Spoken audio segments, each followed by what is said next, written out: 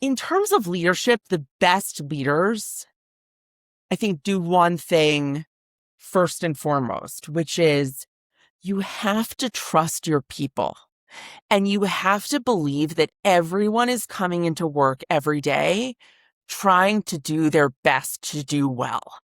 And we were talking about this on another podcast that we were doing, which is you can't assume that people wake up in the morning and think to themselves, I'm going to really screw up everybody's day to day and do it in such a malicious way.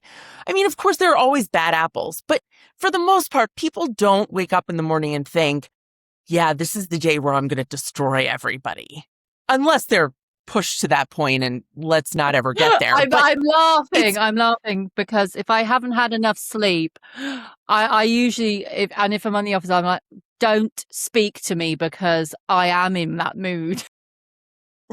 The one thing that I think I'm actually quite good at is to say to people when they're working for me or with me or whatever, I say to them, look, I'm going to trust that you're going to knock this out of the park until you prove me otherwise. So I'm just going to keep giving you stuff and you need to communicate with me and tell me whether it's too much or it's not enough. I want you to know, though, that I fundamentally believe that you're going to do this job exceptionally well until you prove otherwise. And trusting people initially like that is very difficult. And I think it's increasingly difficult because we don't trust institutions. We are at a moment in history where trust is not something that's given freely or easily. And I think that is a fundamental part of leadership, is understanding that people are fundamentally good people and they're trying to do their best. And when you have people, again, you know me, I have to say one provocative comment in every single episode that we do here.